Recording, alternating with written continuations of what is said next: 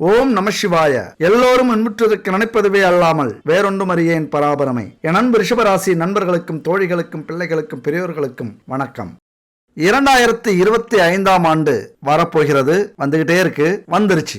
ஏன் இப்படி சொல்றேன் அப்படின்னா, பிறக்கிறதுக்கு முன்னாடி பாக்குறவங்களுக்கும் பிறந்துகிட்டே இருக்கும்போது இந்த வீடியோ பாக்குறவங்களுக்கும் பிறந்ததுக்கு அப்புறம் 2025ல இந்த வீடியோ பாக்குறவங்களுக்கும் பொருந்தணும். அதனாலதான் இப்பவே 3 காலத்தையும் சேர்த்து சொல்லிட்டேன். அப்ப அந்த 2025ஆம் ஆண்டு என் அன்பு நண்பர்களுக்கும் தோழிகளுக்கும் இன்னும் பெரியோர்களுக்கும் எப்படி இருக்க போகுது அப்படிங்கறதான் எல்லோருடைய எதிர்பார்ப்பும். ஒரு வருஷம் அப்படிங்கிறது சாதாரண விஷயம் கிடையாது. 12 மாதம் அடங்கியது ஒரு வருஷம். அந்த 12 மாசத்துல ஒருவருடைய வாழ்க்கை மேலே மேலே மேலே போகலாம், கீழேயும் போகலாம். தலைகீழா மாறக்கூடிய அமைப்பு இந்த ஒரு வருஷத்துக்கு வலிமை உண்டு. அந்த வகையில பார்த்தோம் அப்படின்னா, இந்த 2025ஆம் ஆண்டு முழுக்க முழுக்க உங்க வாழ்க்கையில என்ன மாற்றத்தை ஏற்படுத்த போகுது, எதுல சறுக்கல் இருக்கலாம், என்னென்ன பரிகாரங்கள்லாம் செய்யும் போது இந்த சறுக்கலை நம்ம சமாளிக்கலாம் அப்படிங்கறத பத்தி இந்த வீடியோல முழுமையா நம்ம பார்க்க போறோம். கொஞ்சம் எக்ஸ்ட்ரா டைம் இருந்தாலும் முழுசா பார்த்துருங்க. இந்த 2025ஆம் ஆண்டு உங்களுக்கான காலம், உங்களுக்கான போர்க்களம், அவ்வளவுதான். சரி, இதுவரைக்குமான காலகட்டம் எப்படி இருக்கும்? பல பேருடைய வெறுப்புக்கு ஆளாகிறது மட்டும் இல்லாம சகோதர சகோதரிகளுடைய வெறுப்புக்கும் ஆளாகி இருப்பீங்க. உயர் அதிகாரிகளுடைய அவமானம், வேலைக்காரர்களால அவமானம், நண்பர்களால, துரோகிகளால விரக்தி, வலி, பூர்வீக பூமியை விட்டுட்டு வேற ஊருக்கு வேற நாட்டுக்கு குடிபெயர்ந்து, போதாத காலத்துக்கு குடி, சூது, ஆண் பெண் பழக்க வழக்கங்களால ஊரை விட்டு வெளி உலகத்துல அலையக்கூடிய நிலை, தங்கத்துக்கு இடம் இல்ல, நிம்மதியா ஆறுதல் சொல்றதுக்கு ஒரு குடும்பம் இல்ல, குடும்பமே இருந்தாலும் எதிரி மனப்பான்மை, அப்புறம் போதா குறைக்கு விபத்து, நோய், கழுத்தை பிடிக்கிற கடன், துரோகம், அது மட்டும் இல்லாம எதிரிகளுடைய சூழ்ச்சி, வலைப்பின்னல், தடை, நிம்மதியா தூக்கம் இல்ல, கௌரவம் காணா போயிடுச்சு, விழுந்து கிடக்கிற, சோர்ந்து கிடக்கிற, துரோகத்தாலும் சூழ்ச்சியாலும் துவண்டு கிடக்கிற, வாழ்க்கை முழுவதும் வலியை சுமந்து கிடக்கிற, பிறந்ததிலிருந்து சந்தோஷத்தை, கௌரவத்தை இழந்து வாழ்ந்து கொண்டிருக்கிற, ஒவ்வொரு நிமிஷத்தையும் வாழ்க்கைங்கிற போராட்ட களத்துல ஓய்வே இல்லாம வாழ்வா சாவாங்கிற கடைசி கட்டத்தை கடத்தி கொண்டிருக்கிற என் அன்பு ஆண் சிங்கங்களுக்கும் பெண் தங்கங்களுக்கும் இந்த 2025ஆம் ஆண்டு அப்படிங்கிறது இந்த உலகத்துக்கே நீங்கள் விடப்போகும் அரைக்கூவல். என்ன தெரியுமா? நான் வீழ்வேன் என்று நினைத்தாயோ, மறுபிறவி எடுத்து மாவீரனாக, மாவீர மங்கையாக மாறும் வருடம் இது. எப்படி அடிச்சு சொல்றேன் அப்படின்னு பாக்குறீங்களா? அதுதாங்க இந்த 2025ஆம் ஆண்டு 50-60 வருடங்களுக்கு பிறகு அமையக்கூடிய ஒரு அற்புதமான கிரக அமைப்பு. இந்த 2025ஆம் ஆண்டு முழுக்க தைரியஸ்தானத்துல செவ்வாய் பகவானும், பூர்வ புண்ணிய ஸ்தானத்துல கேது, அஷ்டமஸ்தானத்துல சூரியன், சந்திரன், புதன், அதுபோல தொழில் கர்மஸ்தானத்துல சனி பகவான் வருகிற மார்ச் மாசம் பயிற்சி ஆகிறார். அதுபோல மே மாசத்துல குரு பகவான் பயிற்சி மிதுன ராசிக்கு. அதே மே மாசம் 18ஆம் தேதி ராகு கும்ப ராசிக்கும் கேது சிம்ம ராசிக்கும் பயிற்சி ஆகிறார்கள். அதுவும் லாபஸ்தானத்துல ராகு. இந்த பயிற்சியை பொறுத்த வரைக்கும் ஒரு பொற்காலம் அப்படின்னு சொன்னா மிகையாகாது, 100% உண்மை. இப்படியான ஒரு அமைப்பு ரிஷபராசி நண்பர்களுடைய வாழ்க்கையில பிறந்ததிலிருந்தே வந்திருக்காது. அப்படி ஒரு அற்புதமான கிரக அமைப்பு இருக்கு. மிக முக்கியமான 3 கிரகங்கள் உங்களுக்கு சாதகமாக இந்த 2025ஆம் ஆண்டிலிருந்து பயணிக்க போகுது. அதுவும் இந்த 2-3 வருடங்கள் உங்களை மாதிரி வாழ்க்கையில முன்னேறக்கூடிய ராசி எதுவுமே இருக்காது. அப்படி ஒரு அற்புதமான வாய்ப்புகளும் யோகங்களும் பலன்களும் உங்களுக்கு கிடைக்க போகுது. 10ல் மாறக்கூடிய சனி பட்டத்தையும் பதவியையும் புகழையும் பெயரையும் செல்வத்தையும் அள்ளி கொடுக்க போகிறார். இது வரைக்கும் வேலை இல்லையே, தொழில் இல்லையே, கடன் அதிகமாயிடுச்சே, இப்படி ஒவ்வொரு நாளும் புலம்பிக்கிட்டு இருந்த உங்களுடைய வாழ்க்கையில ஒரு நல்ல வேலை, நல்ல லாபம் தரக்கூடிய தொழில், இதெல்லாம் அமையக்கூடிய ஒரு ஆண்டு இந்த 2025ஆம் ஆண்டு. உங்க வாழ்க்கையிலே நீங்க மறக்க மாட்டீங்க. ஜென்ம குருவா வந்தாலும் ஒரு அற்புதத்தை நிகழ்த்த போகிறார். என்னென்னலாம் ஆசைப்பட்டீங்களோ அத்தனையும் உங்களுக்கு கிடைக்க போகுது இந்த ஆண்டுல. அதாவது நீங்க நினைச்சு சிரிக்கிறது எனக்கு புரியுது. மாயி அண்ணன் வந்திருக்காக, மாப்பிள்ள முக்கச்சாமி வந்திருக்காக, மற்றும் உறவினர்கள்லாம் வந்திருக்காக, வாமா மின்னலு அப்படிங்கிறது மாதிரி எந்த பயிற்சினாலையும் எங்க வாழ்க்கை மாற மாட்டாங்குது. மின்னல் மாதிரி சறுக்கு சறுக்குன்னு வந்துட்டு போவதை தவிர எந்த ஒரு மாற்றமும் ஏற்படல அப்படின்னு நீங்க சொல்றது எனக்கு புரியுது. அதாவது முதல்ல நம்ம ஜாதகத்தை ஒதுக்கி வைப்போம். ஒரு முக்கியமான விஷயத்தை நீங்க புரிஞ்சுக்கங்க உங்க வாழ்க்கையில. அப்பதான் நீங்க ஏன் இந்த பூமியில பிறப்பு எடுத்தீர்கள் அதை மட்டும் புரிஞ்சுக்கிட்டீங்க, அந்த சூட்சமத்தை மட்டும் புரிஞ்சுக்கிட்டீங்க அப்படின்னா எதுவுமே பெரிய வழியா இருக்காது. இந்த பூமியில வாழறது, ஜெயிக்கிறது, புகழ் அடையிறது பெரிய விஷயமா இருக்காது. அதாவது நாம எப்படி நம்ம வாழ்க்கையில நடக்கிறோமோ அதுவாகவே மாறுகிறோம். இதுதான் உண்மை. அதாவது நாம செய்யற ஒவ்வொரு செயல் வினைக்கும் அதற்கேற்றது மாதிரி பலன் கிடைக்கும். அதுக்கு அர்த்தம்னா கர்மா, உங்களுக்கே தெரியும். இதுல இன்னொரு மொழியிலையும் சொல்லலாம், வினை பயன், செய்யற செயலுக்கு ஏற்ற பலன். அப்ப கர்மா அப்படிங்கிறது நமக்கு விதிக்கப்பட்ட தலை விதி இல்ல, நாமளே உருவாக்கின வினை பயன் கர்மாங்கிறது. அதாவது இப்ப கடக்க போகிற ஒவ்வொரு பாதையும் நாம் இதற்கு முன்பு உருவாக்கிய பாதைகள். நாம என்ன மாதிரியான பாதையை உருவாக்கினோமோ அந்த பாதையில இப்ப நடக்க போகிறோம். இதுதான் வாழ்க்கை அப்படிங்கிறது. ஒரு வட்டம். எவ்வளவு ஈஸியா சிம்பிளா சொல்லிட்டாங்க பாத்தியா. அப்ப ஒவ்வொரு செயலுக்கும் கிடைக்கக்கூடிய பலன் தான் இப்ப நம்ம அனுபவிச்சுட்டு இருக்கோம், அனுபவிக்க போறோம். இந்த சூட்சமத்தை நீங்க புரிஞ்சுக்கணும். அப்ப இப்பதான் புரிஞ்சுக்கிறீங்க அப்படின்னா இதுக்கு முன்னாடி போனதை விட்டுருங்க. இதுக்கு அப்புறம் நாம என்ன செய்யலாம், இந்த நிமிஷத்திலிருந்து நாம என்ன செய்யலாம், இதை மட்டும் நீங்க முடிவெடுத்துக்கங்க. இந்த ஆண்டு உங்களுக்கு மிக முக்கியமான ஆண்டு. வெற்றியை ருசிக்க போறீங்க. அந்த வெற்றி உங்களை நேசிக்கணும் அப்படின்னா நிச்சயமா முதல்ல நம்பிக்கை, தைரியம் இருக்கணும். நாம் ஆரம்பிக்கிற தொழிலோ சோதனையோ எதிர்பார்க்கும் வெற்றியை தரும் அப்படின்னு நினைச்சுக்கிட்டு இருக்கிற நேரத்துல திடீர்னு ஒரு அழிவை நம்ம சந்திச்சோம் அப்படின்னா எப்படி இருக்கும்? இந்த வரலாறு இதை நீங்க புரிஞ்சுக்கிட்டீங்க அப்படின்னா உங்க வாழ்க்கை எவ்வளவு பெரிய சிம்பிளான விஷயம் அப்படின்னு நீங்க புரிஞ்சுப்பீங்க. உங்க வாழ்க்கையில் நடக்கிற போராட்டங்களும் கஷ்டங்களும் துன்பங்களும் எதிர்பார்ப்புகளும் அதற்கான முயற்சிகளும் எவ்வளவு சிம்பிள் அப்படின்னு நினைச்சுப்பீங்க. உதாரணமா ஒரு தீ விபத்தோ வெள்ள அழிவோ திருடர்களால நஷ்டமோ ஏற்பட்டது அப்படின்னா நாம இடிஞ்சு உட்காந்துருவோம். நாம செய்யற வேலையில உடனே கிண்டல் பண்ண ஆரம்பிச்சிருவாங்க. இதுதான் நேரம் அப்படின்னு உலகம் பூரா கேலி பண்ண ஆரம்பிச்சிருவாங்க. அதே நேரத்துல எதுவும் நன்மைக்கே அப்படின்னு நினைச்சிட்டீங்க அப்படின்னா உங்களுக்குள்ளார ஒரு உத்வேகம் கண்டிப்பா பிறக்கும். அதுக்கு எடுத்துக்காட்டு தான் இந்த வரலாறு. தாமஸ் ஆல்வா எடிசன் பல விஞ்ஞான கண்டுபிடிப்புகளுக்கு சொந்தக்காரர். ஒரு நாள் ராத்திரி கண்டுபிடிச்சிட்டு இருக்கும்போது எதிர்பாராத விதமா அவருடைய விஞ்ஞான கூடம் தீப்பிடிச்சு எரியுது.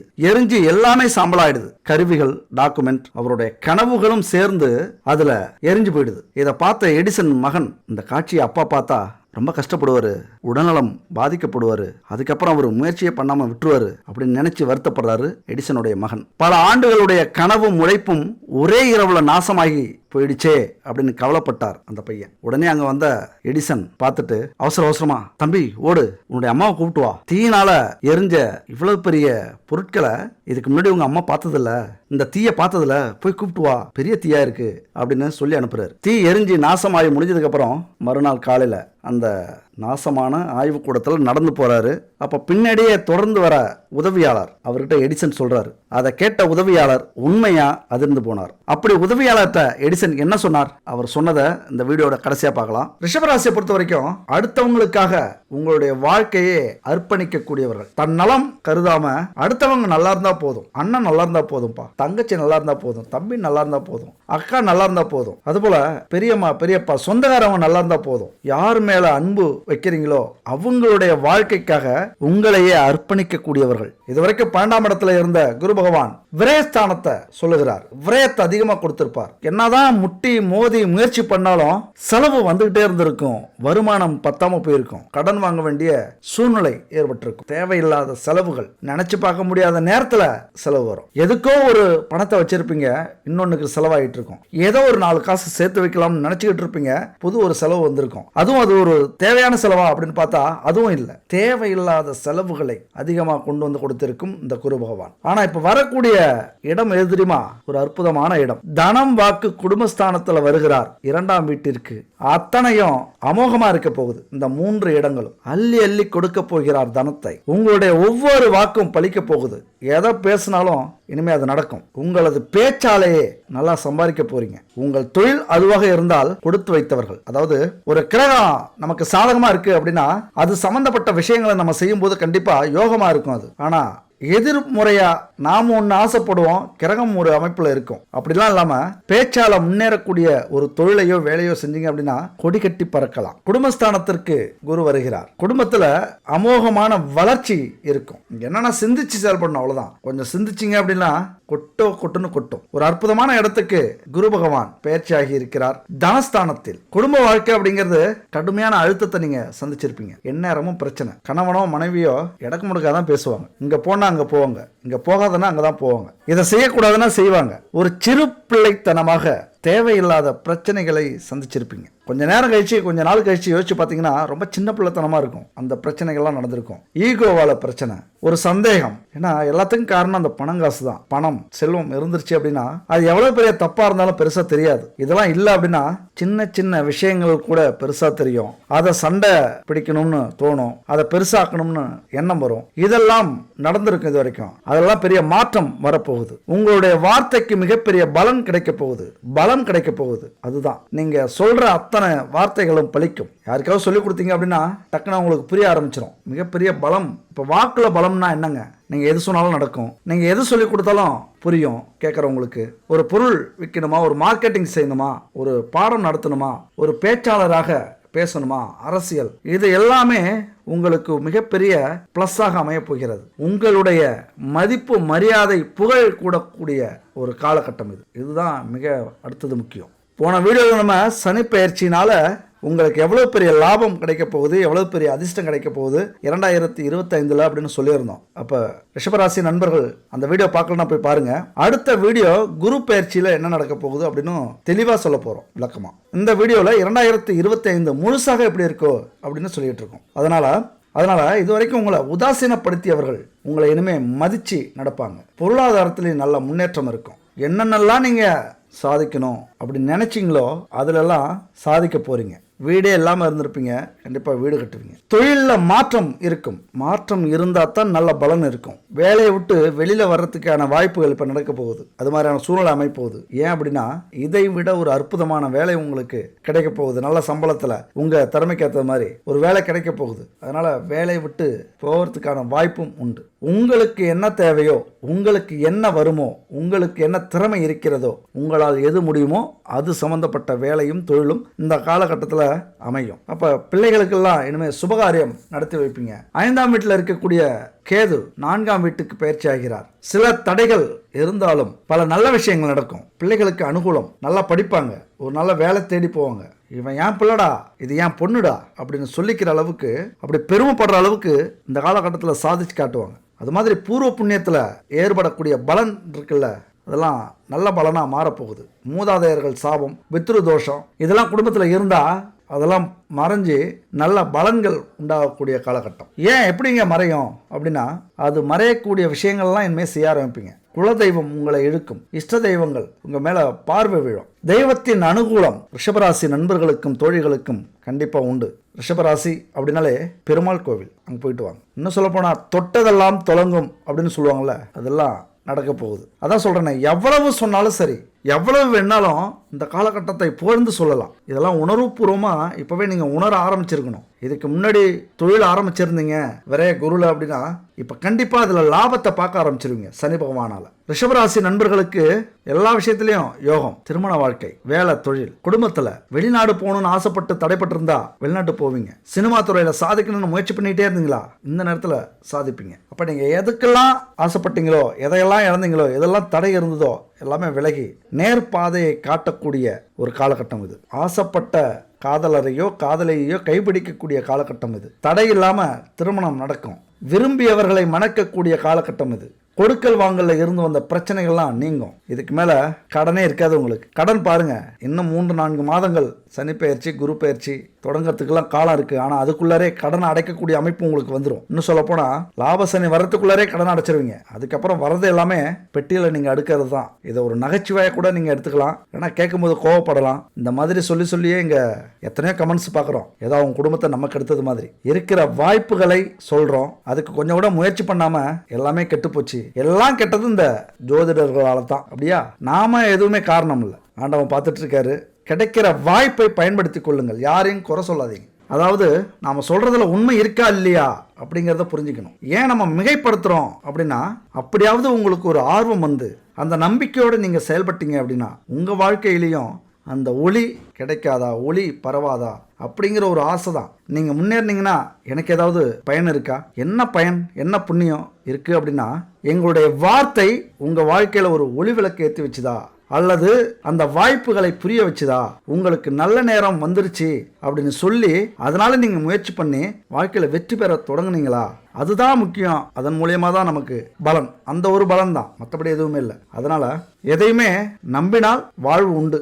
நம்புனீங்க அப்படின்னா கண்டிப்பாக முயற்சி பண்ணுவீங்க. நம்பாததுக்கு காரணமும் இருக்குது. பட்ட கஷ்டங்கள் அப்படி யாரையும் நம்ப முடியல. இந்த உலகத்தில் எது சொன்னாலும் எல்லாமே ஒரு காரணமாக இருக்குது. ஏதோ ஒரு சுயநலத்துக்காக தான் சொல்கிறாங்க அப்படிங்கிற ஒரு எண்ணம் இருக்குது. என்ன மிஞ்சி மிஞ்சி போனால் நீங்கள் பார்க்கறதுனால ஏதோ $1 வருமா, ஒரு 50-60 ரூபா வந்தாலும் வரலாம். அதுவே 1000 பேர் பார்த்தா தான் $1 அப்படிம்பாங்க. அதாவது 80 ரூபாய் யூடியூப்பில் கிடைக்கிறது. அதுக்காகவா நாங்கள் கஷ்டப்பட்டுட்டு இருக்கோம்? அது இல்லை. இங்கே ஒரு புண்ணியத்தை சேர்த்துக்கிட்டு இருக்கோம். அதுதான் உண்மை. ஒரு வீடியோ போடுறதுனால ஒரு 1000 ரூபாய் கிடைக்கிறத விட ஒரு 1000 பேர் வாழ்க்கையில் நல்வழிப்படுத்துகிறோமா? இந்த காலகட்டத்தில் இந்த வாய்ப்பு இருக்குது, இதுக்கு முயற்சி பண்ணுங்க, இந்த பரிகாரம் பண்ணுங்க, இதெல்லாம் செய்யுங்க, நல்லா இருக்கலாம் அப்படின்னு சொல்கிறோமா? அதுதான் எங்களுக்கு கிடைக்கிற ஒரே புண்ணியம். அதனால் ரிஷபராசி நண்பர்களும் தோழிகளும் புத்தாண்டில் சூப்பரான மாற்றத்தை பார்க்க போகிறீங்க.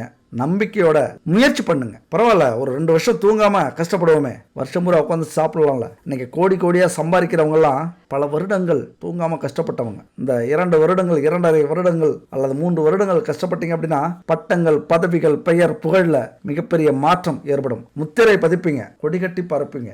உலகத்தை ஆளக்கூடிய வலிமை உங்களுக்கு கிடைக்கும். இன்னும் என்னென்னமோ சொல்லிக்கிட்டே போகலாம். ஏன்னா மழை வேற பெய்யுது, ரொம்ப கூலிங்காக இருக்கும், ஐஸ் வச்சது மாதிரி உங்களுக்கு ஆகிடும். ஆனால் உண்மையை புரிஞ்சுக்கிங்க, இப்போ இருக்கிற அத்தனை பிரச்சனைகளும் மாறப்போகுது. எல்லாமே பிரச்சனைகள் யோகமாக மாறப்போகுது அப்படிங்கிறத உண்மை. அதுவும் அரசியல் துறையில் இருக்கிறவங்கலாம் மாடு மாறி உழைச்சாலும் பதவி கிடைக்கலங்கிற ஒரு விரக்தி இருந்துகிட்டு இருக்கும். கொஞ்சம் கூட ஒரு வேலை வரல, அரசு மூலியமா ஒரு பொறுப்பு வரல, ஒரு முன்னேற்றம் இல்லை, பதவி உயர்வு இல்லை அப்படிங்கிற வேதனைலாம் இருந்திருக்கும். அபரிதமான வளர்ச்சி இந்த காலகட்டத்தில் உங்களுக்கு வரப்போகுது. சனி பகவான் லாபஸ்தானத்திலையும் குரு பகவான் தனஸ்தானத்திலையும் பயிற்சி ஆகிறாங்க. மிகப்பெரிய பயிற்சி அது. நீங்கள் எடுக்கிற வேலையில் கண்ணும் கருத்துமா இருக்க வேண்டியது மிகவும் அவசியம். அப்படி இருந்துட்டீங்க அப்படின்னா உங்கள் வாழ்க்கையில் இந்த ஆண்டு உச்சத்தை அடைவீர்கள். நீங்க செய்யற வேலையை ஏதோ கடமைக்காகவும் விதியே இதெல்லாம் நம்ம செய்ய வேண்டியதா இருக்கு, நம்ம படிச்ச படிப்புக்கும் செய்யற வேலைக்கு சம்பந்தமே இல்லையே அப்படிங்கிற வெறுப்பு இல்லாம எதை செஞ்சாலும் அதை கடவுளாக, ஏன்னா நம்ம நாட்டுல கடவுளுக்கு பஞ்சம் இல்லை. இதை நிறைய பேர் கேலி பண்ணுவாங்க. ஆனா உண்மை என்னன்னா எல்லாரையும் நாம மதிக்கிறோம், கடவுளுக்கு இணையாக பார்க்கிறோம், அதுதான் அர்த்தம். அப்ப நாம செய்யற வேலையையும் தொழிலையும் வெறுப்போட செஞ்சீங்க அப்படின்னா ஒரு படி கூட மேல ஏற முடியாது. அதே நேரத்துல கருமமே கண்ணாயினர் அப்படின்னு சொல்லுவாங்க. அந்த மாதிரி நீங்க இருந்தீங்க அப்படின்னா இந்த ஆண்டு உங்களுக்கான ஆண்டு. உங்கள் கொடி பறக்கும் இந்த ஆண்டுல. அப்ப நம்ம செய்யற வேலையை தொடங்கிட்டோம் அப்படின்னா அதை பற்றிய சிந்தனைகள் அதிகமா இருக்கணும், எண்ணங்கள் அதிகமா இருக்கணும். உங்களை எந்த ஒரு விஷயம் தூங்க விடலையோ அதுல கண்டிப்பா நீங்க சாதிப்பீங்க. அதே நேரத்துல பயந்துடக்கூடாது. நிறைய முயற்சி பண்ண போறீங்க இந்த வருஷம், நிறைய உழைக்க போறீங்க, நிறைய மனிதர்களை சந்திக்க போறீங்க, நிறைய சிந்திச்சு செயல்பட போறீங்க. ஆனால் அங்க நம்பிக்கை தான் முக்கியம். உண்டு உண்டு என்று நம்பிக்கை எடு, இங்கு உன்னை விட்டால் பூமி ஏது கவலை விடு. 2ல் 1 பார்ப்பதற்கு தோளை நிமிர்த்து, 2ல் 1 பார்ப்பதற்கு தோளை நிமிர்த்து, அதில் நீதி உன்னை தேடி வரும் மாலை தொடுத்து. ஹே நெஞ்சம் உண்டு நேர்மை உண்டு ஓடு ராஜா, நேரம் வரும் காத்திருந்து பாரு ராஜா. இப்படி முடியும் அப்படின்னு நம்பி அடுத்தவங்களால முடிக்க முடியாது அப்படின்னு நினைக்கிற காரியத்தை சுலபமா நீங்க முடிச்சு காட்டுவீங்க, சாதித்து காட்டுவீர்கள். இதெல்லாம் எவ்வளவு அற்புதமான பாடல். உங்களுக்கு சோர்வு ஏற்படும் போது இந்த மாதிரி ஒரு மோட்டிவேஷன் சாங் போட்டு ஒரு 10 நிமிஷம் கேளுங்க, மீண்டும் பிறப்பீர்கள். இன்னைக்கு பல பேர் வாழ்க்கையில் மாற்றம் ஏற்பட்டிருக்கு அப்படின்னா இந்த மாதிரியான பாடல்களுக்கு முக்கிய பங்கு உண்டு. அதனால ஏற்றங்களும் மாற்றங்களும் கண்டிப்பா இந்த 2025ஆம் ஆண்டு உண்டு. குலதெய்வ அனுகூலம் உங்களுக்கு கிடைக்கும். கோவிலுக்கு போய் வழிபட்டு இந்த 2025ஆம் ஆண்டை தொடங்குங்க. முதல் நாளே ஒரு சிவன் கோவிலுக்கு போங்க, இல்லைன்னா பெருமாள் கோவிலுக்கு போங்க. அன்னையிலேருந்து ஆரம்பிங்க. நான் புதுசா வாழ போறோம், எங்களுக்குன்னு ஒரு மாற்றம் இந்த வாழ்க்கையிலாவது கிடைக்குமா அப்படிங்கிறது அந்த வேண்டுதலை வச்சுக்கிட்டு வாங்க. கலைத்துறையை சேர்ந்தவங்களுக்கு இந்த ஆண்டு ஒரு அருமையான ஆண்டு. ஏதாவது ஒரு சாதனை கண்டிப்பாக நீங்கள் படைப்பீங்க. ஒரு உயரமான இடத்துக்கு உங்களை கொண்டு போய் சேர்க்கும். திடீர்னு சில பேர் டெவலப் ஆவாங்க, ப்ராப்ளம் அடைஞ்சிருவாங்க. அந்த மாதிரி ஏதோ ஒரு விதத்தில் பிரபலம் அடைஞ்சிருவீங்க திரைத்துறையில். அதுக்கு ஒரு எடுத்துக்காட்டு சொல்கிறேன். மகாராஜா அப்படிங்கிற படத்தில் அந்த டைரக்டர் பேட்டி கொடுத்தார். அந்த படம் ரிலீஸ் ஆன அன்னைக்கு சரியா பேசக்கூட தெரியல. பல பேர் அந்த பேட்டியை பார்த்துருந்தாங்க அப்படின்னா பேசவே தெரியல, உன் படம்லாம் எங்க ஓடி பார்த்து அப்படின்னு நினைச்சிருப்பாங்க. பேச தெரியாத அந்த டைரக்டரை விஜய் சேதுபதி நடிகர் அவர் வந்து தடுக்கிறார். பேசாதீங்க, ஏன் இப்படி பேசுறீங்க அப்படின்ட்டு. அப்படி இருந்தவருடைய அந்த மகாராஜா படம் இன்னைக்கு சைனா வரைக்கும் போய் சாதிச்சிட்டு இருக்கு. குறைஞ்சபட்சம் அங்க 100 கோடியை அங்கேயே எடுத்திருக்கும் போல. அப்படி ஒரு அற்புதமான படத்தை கொடுத்தவர் அவரே நினைச்சு பார்த்துருக்க மாட்டார். அந்த படம் அவ்வளவு ஒரு புகழ் அடையும், ஒரு பெருமையை சேர்க்கும் அப்படின்னு யாருமே அங்க நினைச்சிருக்க மாட்டாங்க அன்னைக்கு பேட்டியில. அப்படியான மாற்றம் சினிமா துறையில இருக்கிறவங்களுக்கு கிடைக்கும். சினிமா துறை மட்டும் இல்ல, டிஜிட்டல் மீடியா, டிவி, நியூஸ், இந்த மாதிரி கலைத்துறையில இருக்கிற அத்தனை பேருக்கும் ஒரு அற்புதமான ஆண்டு இந்த ஆண்டு. மாணவர்கள்லாம் கவனமாக இருந்தீங்க, கவனமாக படிச்சிங்க அப்படின்னா மிகப்பெரிய படிப்பெல்லாம் அசால்ட்டாக முடிச்சுட்டு வரலாம். இந்த படிப்பை படிச்சுட்டா நான் கொடியே சம்பாதிப்பேன் அப்படின்னு ஒரு கனவு இருக்கும்ல, அது இந்த 2.5 ஆண்டுகள், ஒரு 3 ஆண்டுகள் ஒரு சிறப்பாக இருக்க போகுது. பயன்படுத்திக்கிங்க. அதுபோல் நோயை பொறுத்த வரைக்கும் கொஞ்சம் அடிவயிறு பிரச்சனை இருக்கும். பெண்களாக இருந்தாலும் ஆண்களாக இருந்தாலும் கொஞ்சம் கவனமுடன் இருங்க. எதுவாக இருந்தாலும் மருத்துவரை போய் பார்த்துருங்க. மற்றபடி கடன், நோய், எதிரி இதெல்லாம் உங்களுக்கு சாதகமாக தான் இருக்கும். நீங்கள் அதை பற்றி பயப்படவே வேண்டியதில்லை.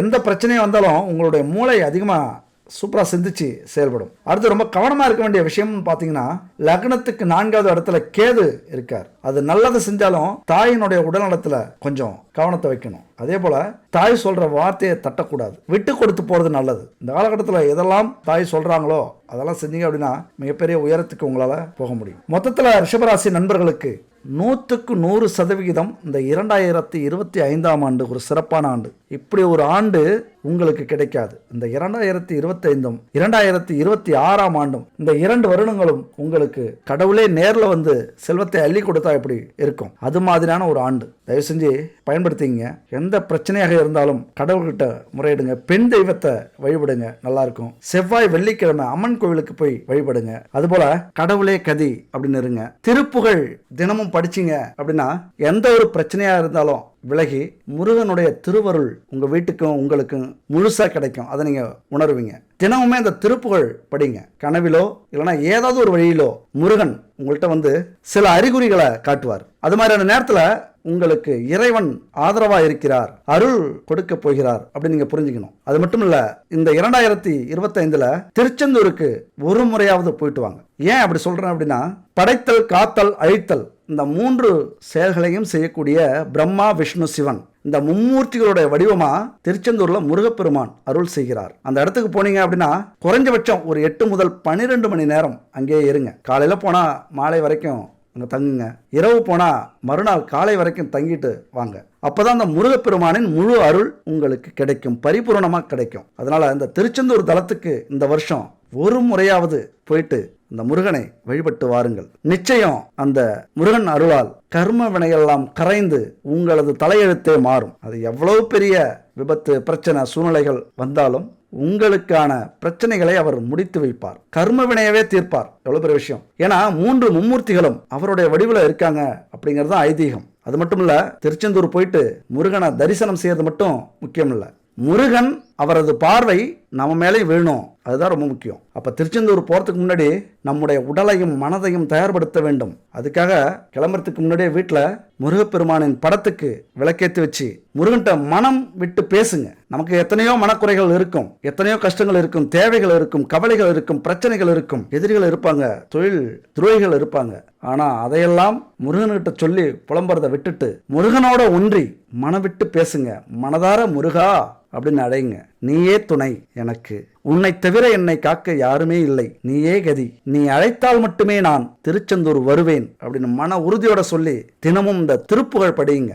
ஏதாவது ஒரு சூழ்நிலையில அவராவே உங்களை கொண்டு போய் திருச்செந்தூர்ல விடுவார். உங்களால தவிர்க்கவே முடியாது. அந்த நேரத்துல அவர் நினைக்கும் போது நீங்க அங்க இருப்பீங்க. அங்க போயிட்டு அந்த நேரத்துல வந்துட்டீங்க அப்படின்னா கர்ம வினைகள் கரைந்து கோடீஸ்வரராக பணத்துல மட்டும் இல்ல மனதிலையும் அந்த புனிதத்தை உங்களால அடைய முடியும். என் அன்பு நண்பர்களே, நான் சொல்றது எல்லாமே இதுதான். நீ எவ்வளவு பெரிய கோடீஸ்வரனாகவும் இருக்கலாம், நீ எவ்வளவு பெரிய ஏழையாகவும் இருக்கலாம். உங்க வீட்டு பூஜை அறையும் சமையல் அறையும் சுத்தமாக இல்லைன்னா இது எல்லாத்துக்கும் ரொம்ப கீழே. இந்த ரெண்டுமே நம்ம வாழ்க்கையிலையும் சரி நம்ம வீட்லேயும் சரி ரொம்ப ரொம்ப முக்கியம். பூஜை அறையில் நறுமணம் வீசிக்கிட்டே இருக்கணும், ஒரு வாசனை வந்துக்கிட்டே இருக்கணும் எப்பொழுதுமே சரி. நாற்றம் இதெல்லாம் வந்ததுன்னா சத்தியமாக நம்ம வாழ்க்கையில் முன்னேறவே முடியாதுங்க.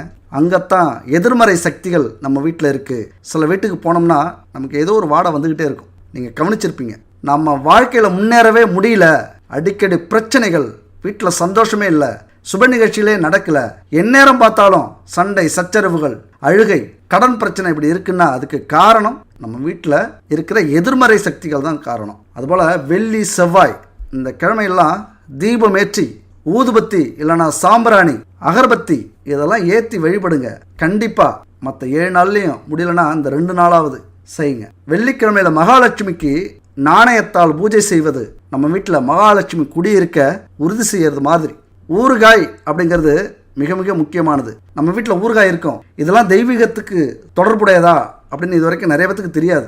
ஆனால் குபேரனுக்கு மிகவும் பிடித்த உணவு ஊறுகாய். அதனால வீட்டின் சமையல் அறையில் உப்பு, ஊறுகாய், மஞ்சள் இதெல்லாம் இருந்துகிட்டே இருக்கணும். பணத்துக்கு குறை இருந்தாலும் இந்த உப்பு, ஊறுகாய், மஞ்சள் இதுக்கெல்லாம் குறையே இருக்கக்கூடாது. இதெல்லாம் இருக்கும்போது தான் நம்ம வீட்டில் மகாலட்சுமி குடியிருப்பாள். இந்த பூஜை பொருட்கள் உங்கள் வீட்டில் இருக்கா அப்படின்னு கன்ஃபார்ம் பண்ணிக்கங்க.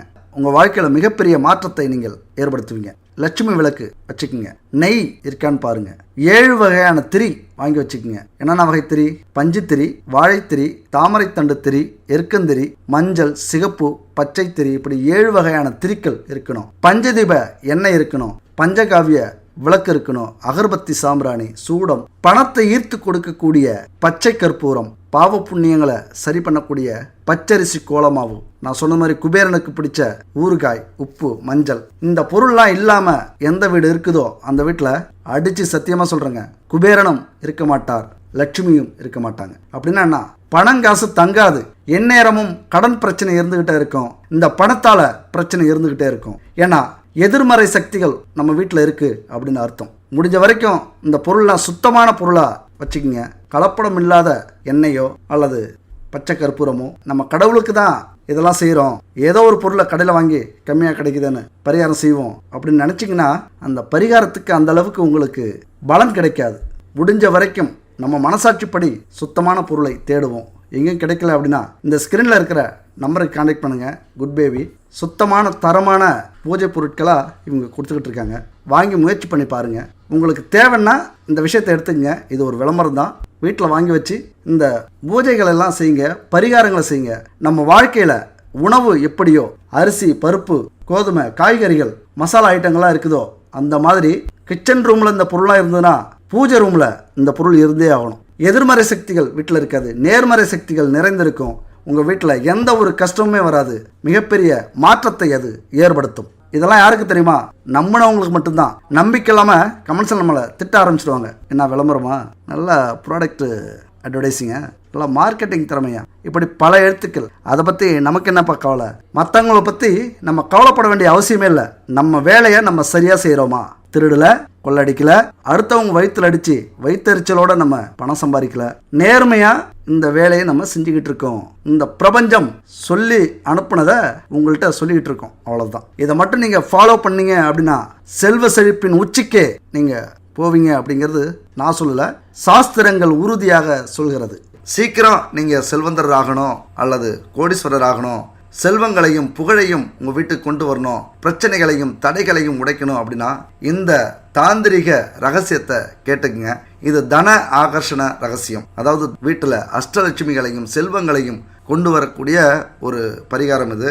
ஒரு வளர்பிறை வெள்ளிக்கிழமை அன்னைக்கு அதிகாலையில் குளிச்சுட்டு சுத்தமான உடையில் நீங்கள் என்ன பண்ணுறீங்க, ஒரு மஞ்சள் விரிப்பு ஒரு துண்டை போட்டு கிழக்கு முகமாக பார்த்து அமர்ந்து கொள்ளுங்கள். அதுக்கு பக்கத்திலேயே மஞ்சளால் பிடிச்ச பிள்ளையாரை வச்சுக்கோங்க.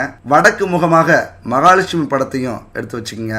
அதுக்கு முத நாள் ஒரு வேளை நீங்கள் செய்யணும். என்ன செய்றீங்க அப்படின்னா, பவளமல்லி செடியோட வேரில் ஒரு சிறிய துண்டு எடுத்துக்கோங்க. அப்புறம் 11 சிறிய வெள்ளை குண்டுமணியை எடுத்துக்கோங்க. வெள்ளை குண்டுமணி அப்படின்னா வெண்குண்டுமணி அப்படிங்கிறது தான் வெள்ளை குண்டுமணி. சிவப்பு குண்டுமணி மாதிரியே தெரியும். அதில் 11 குண்டுமணி எடுத்துங்க.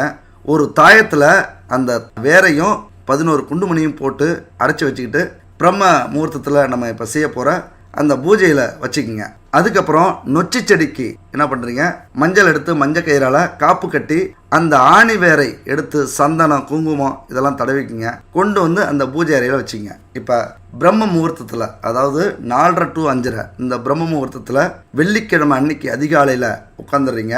நம்ம சொன்ன மாதிரி சுத்தமாக ஆடை உடுத்திக்கிட்டு மஞ்சள் துணியில் அமர்ந்துக்கிட்டு போட்டோ அது மாதிரி பிள்ளையெல்லாம் பிடிச்சி வச்சு உட்காந்துருங்க. அப்படியே வெற்றிலை, பாக்கு, ஏலக்காய், தேங்காய், பழம், ஊதுபத்தி இதெல்லாம் ஒரு பித்தளை தட்டில் வச்சு தீபாராதனைக்காக வச்சுங்க. பூஜையை தொடங்கிங்க. இந்த பூஜைக்கு குத்து விளக்கு மிக மிக நல்லது. குத்து விளக்குல பஞ்சதீப எண்ணெயை ஏற்றி வச்சுக்கங்க. பஞ்சபூதங்களை தன் வசப்படுத்தக்கூடிய ஆற்றல் அந்த பஞ்சதீப எண்ணெய்க்கு உண்டு. அதுபோல பச்சரிசி கோலமாவால், மண் பவுடரால் பண்ணாதீங்க, பச்சரிசி கோலமாவால் தாமரைப்பூ கோலம் நீங்கள் அமர்ந்திருக்கிறதுக்கும் பக்கத்தில் போட்டுக்குங்க. பஞ்சகாவிய விளக்கு இல்லைனா பஞ்சகாவிய சாம்பிராணி இல்லைனா பஞ்சகாவிய அகர்பத்தி இதை நீங்கள் வாங்கி அங்கே ஏற்றி வச்சுங்க. பஞ்சகாவியம் அப்படின்னா பால், தயிர், கோமியம், சாணம், நெய் இந்த 5 பொருட்களையும் சேர்த்து தயாரிக்கப்பட்டதான் இந்த பஞ்சகாவிய பொருட்கள். பசுமாடு அப்படின்னாலே அஷ்டலட்சுமிகள் குடிக்கொண்டிருக்கிற ஒரு இடம் அப்படின்னு சொல்லுவாங்க. நம்ம சொன்ன பொருட்கள்லாம் வச்சுக்கிட்டு தீபதூபம் ஏற்றும் போது இந்த மந்திரத்தை சொல்லுங்க. ஏற்றி முடித்த உடனே இந்த மந்திரத்தை சொல்லுங்க. 108 முறை மந்திரத்தை சொல்லணும். ஓம் யாதேவி சர்வபூதேஷு லட்சுமி ரூபேண சமஸ்திதா நமஸ்தஸ்யை நமஸ்தஸ்யை நமஸ்தஸ்யை நமோ நம அப்படிங்கிற அந்த மந்திரத்தை 108 முறை சொல்லுங்க. சரி, இதுக்கு முன்னாடி நம்ம ஒரு ஸ்டோரி பார்த்தோம். எடிசன் அந்த எரிஞ்சு முடிஞ்ச ஆய்வகத்தை கடந்து போயிட்டு இருக்கும்போது உதவியாளர்கிட்ட சொன்னார்னு ஒரு விஷயத்த சொன்னோம். எடிசன் அந்த உதவியாளர்கிட்ட சொல்றாரு, நாம கடவுளுக்குத்தான் நன்றி சொல்லணும். நம்முடைய தவறுகளும் தோல்விகளும் உலகின் கண்ணில் படாமல் ஒரே அடியா மறைச்சிட்டார் இறைவன். போகட்டும், நாம எல்லாத்தையும் இனிமே முதல்ல இருந்த ஆரம்பிக்கலாம், கண்டிப்பா வெற்றி கிடைக்கும் அப்படிங்கிறார். எவ்வளவு பெரிய வார்த்தை அது. பிரச்சனையை சந்திச்சு முடிச்ச உடனே இது மாதிரி பேசுறதுக்கு நடந்துக்கிறதுக்கு எத்தனை பேரால முடியும்? அந்த பக்குவம் தான் நம்ம வாழ்க்கையில நமக்கும் தேவை. அப்படி வந்துருச்சு அப்படின்னா எடிசன் சாதிச்சது மாதிரி நம்மளாலையும் சாதிக்க முடியும். உலக புகழ் அவர் மறைஞ்சு எத்தனை வருஷமானாலும் ஆகலாம். ஆனா அவர் இன்னும் ஒவ்வொரு ஆராய்ச்சியிலையும் கண்டுபிடிப்பிலையும் இருந்துகிட்டே இருக்கார். அப்ப சூழ்நிலைக்கு ஏற்றது மாதிரி ஒரு மனோதிடத்தை, நம்பிக்கையை ஏற்படுத்துகிற தன்மை இருக்குல்ல, அதுதான் நம்ம எல்லார்ட்டையும் இருக்கணும். ஒரு வெற்றி வாய்ப்பை நம்ம எதிர்பார்க்கும் போது முயற்சி, காலம், பொருள் இதெல்லாம் திடீர்னு இழந்துட்டோம் அப்படின்னா அப்ப மட்டும் நம்ம மனதைரியத்தை விட்டுறக்கூடாது. அதுதாங்க பெரும் பிரச்சனையே. சோர்ந்து போயிடுவோம். அந்த மனதைரியம் வெற்றியை நோக்கி நம்மளை வழி நடத்தும். மனதைரியம் மட்டும் நமக்கு திடமா இருந்துச்சு அப்படின்னா அந்த வெற்றி நம்ம கையில தான். அதனால உங்களுடைய பிறப்பு மதிக்க முடியாத செல்வம். இதை புரிஞ்சுக்கிட்டு பாரதியார் கேட்டார்ல, இன்னல்கள் வரும்பொழுது, துன்பங்கள் வரும்பொழுது, துயரங்கள் சூழும் பொழுது, சூழ்ச்சிகள் வலம் வரும்பொழுது நான் வீழ்வேன் என்று நினைத்தாயோ? ஆணித்தரமா சொல்லுங்க. வீழ்வது தவறல்ல, வீழ்ந்து கிடப்பதுதான் தவறு. ஆக நான் வீழ்வேன் என்று நினைத்தாயோ? ஆம், வீழ்வேன், ஆனால் எழுந்தே தீருவேன். நம்முடைய வெற்றி நேர்கோட்டில் உயர போறதே இல்லை. எப்படியும் மேல ஏத்தம் இறக்கமா தான் இருக்கும். வீழ்ந்தால்தான் எழுச்சி. இழப்புகளை ஏற்க மறுப்பவன் வீழ்ந்தே கிடப்பான். நாங்க சொல்றது வீழ்தல் அப்படின்னா உடல் சார் வீழ்ச்சி அல்ல, மாறா உளம் சார், உள்ளம் சார்ந்த வீழ்ச்சி, மனது சார்ந்த வீழ்ச்சி. எவன் ஒருவன் இழப்புகளை ஏற்க தயாராக இருக்கிறானோ, எவள் ஒருவள் இழப்புகளை ஏற்க தயாராக இருக்கிறாளோ, எவன் எவள் வீழ்த்தினாலும் எழுவான் எழுவாள். வீழ்வதற்கு காரணம் நாம இல்லைனாலும் நாம எழுவதற்கு நம் கைகள் காரணமாக இருக்கணும். ராசா, இருக்கணும். வீழ்ந்தவர் ஒரு நாள் சுயமுயற்சியில் எழுந்தே தீர வேண்டும். இந்த உலகத்துல நம்மளை தூக்கிலிட பல வேடிக்கை மனிதர்கள் இருக்கிறார்களே தவிர தூக்கிவிட எவருமே இல்லை. ஆகவே உன்னை நம்பு, இழப்புகளை ஏற்க பழகு, அடிபட அடிபட நீ உறுதியாவாய். வீழ்ந்தாலும் எழுவோம், விதைகளாய் மறுபிறவிக் கொள்வோம். இந்த பிரபஞ்சத்துக்கு சொல்லுங்க, என்னை படைச்ச உன்னை என்றும் தாழ விடமாட்டேன் பிரபஞ்சமே. நம்மை வீழ்த்த நினைக்கும் ஆத்மாக்களுக்கு சொல்லுங்கள், இருப்பதற்காக வாழும் மனிதர்களுக்கு நடுவிலே வாழ்க்கையை பறப்பதற்காக என வாழும் நான். சாம்பலிலிருந்து மீண்டும் பீனிக்ஸ் பறவை போல உயிர்த்தெழுந்து வாழ்ந்தவன் நான். விழுந்து விட மாட்டேன். தேடிச்சோறு நிதம் நின்று சின்னஞ்சிறு கதைகள் பேசி மனம் வாடி துன்பமிகு உழன்று பிறர்வாட பல செயல்கள் செய்து நரைகூடி கிழப்பருவமெய்தி கொடுங்கோற்று கிரையென பின்பாயும் பல வேடிக்கை மனிதரைப் போலே நான் வீழ்வேன் என்று நினைத்தாயோ? நான் வீழ்வேன் என்று நினைத்தாயோ?